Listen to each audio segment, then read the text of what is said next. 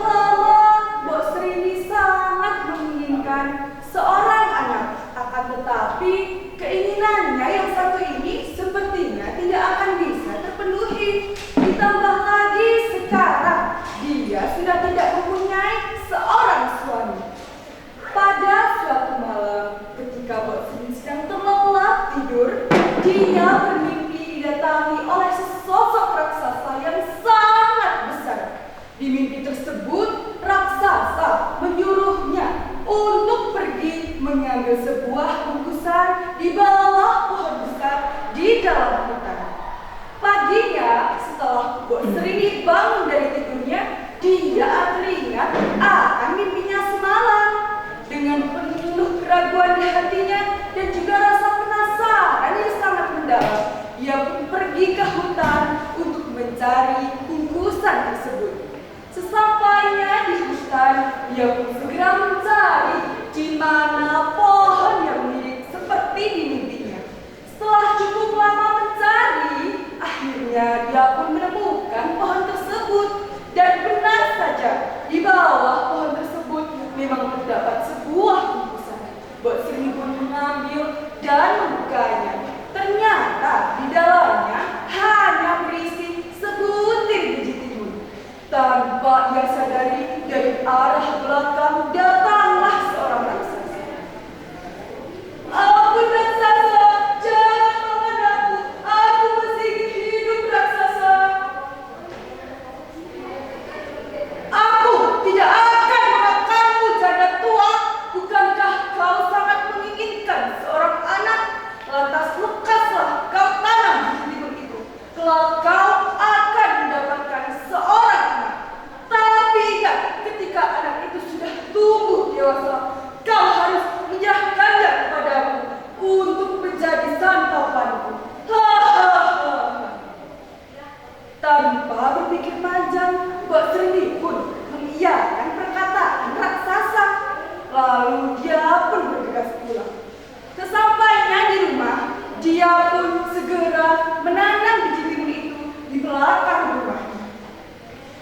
2 bulan berlalu, timun itu tumbuh dengan sangat baik. Akan tetapi, timun itu berbeda dari timun-timun pada umumnya. Timun itu hanya berbuah satu dan memiliki ukuran yang sangat besar serta memiliki warna keemasan. Setelah cukup matang, Mbok Srini pun memetiknya dan membelahnya. Betapa terkejutnya ketika Mbok Srini menemukan seorang bayi perempuan dari dalam timun tersebut. Mbok Srini pun mengambil dan menemaninya.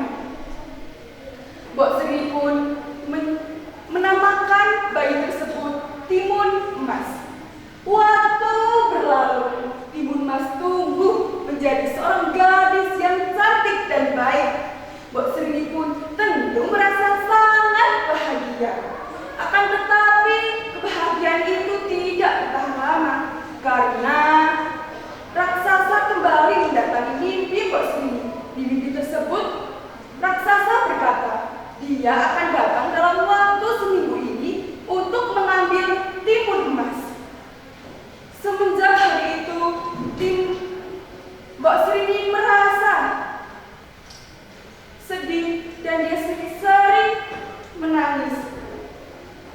Timun emas yang melihat Mbok Srini sering menangis, dia pun bertanya apa yang terjadi kepada Mbok Srini. Mbok Srini pun memikirkan sebuah cara. Dia akhirnya teringat akan petaka yang ada di Gunung Kidul. Mbok Srini pun bergegas pergi ke Gunung Kidul dan bertemu dengan petapa tersebut. Petapa tersebut memberikan sebuah 4 bungkusan kepada Mbok Srini. Mbok Srini pun pulang dan memberikan bungkusan tersebut kepada Timun Emas. Lalu keesokan harinya raksasa kembali datang dan dia pun kembali untuk mengambil timun emas. Mbok Srini dan Timun Emas pun keluar. Lalu tanpa apa-apa, Timun Emas pun berlari ke arah hutan. Raksasa pun mengejarnya. Setelah dirasa cukup jauh dari jangkauan raksasa, Timun Emas pun merasa lelah. Dia memutuskan untuk duduk. Saat sedang duduk, dia pun teringat akan 4 bungkusan yang diberikan oleh ibunya. di dalamnya berisi biji timun. Dia melemparkan biji timun itu kepada raksasa. Dan seketika hutan di sekitarnya pun berubah menjadi kebun timun yang melilit tubuh raksasa. Lalu timun emas pun kembali berlari. Akan tetapi raksasa bisa melepaskan diri. Dia pun melemparkan bungkusan yang kedua yang berisi garam. Lalu hutan yang berada di sekitarnya berubah menjadi lautan. Lalu raksasa bisa melepaskan diri. Dia kembali melemparkan bungkusan yang ketiga yang berisi jarum. Lalu melemparnya kepada raksasa. Ternyata raksasa bisa melepaskan diri. Lalu timun emas kembali melemparkan bungkusan yang keempat yang berisi terasi. Lalu hutan di sekitarnya berubah menjadi lumpur yang mendidih. Raksasa tidak bisa melepaskan diri. Lalu timun emas dan Mbak pun hidup bahagia. Teman-teman, saya kasih tahu nih ya, kesan dari cerita tersebut adalah kita harus memikirkan sebelum mengambil keputusan. Dan juga kita harus selalu berusaha, karena dengan berusaha Tuhan pasti membantu kita. Sekian dari saya, mohon maaf jika ada kesalahan. Wassalamualaikum warahmatullahi wabarakatuh.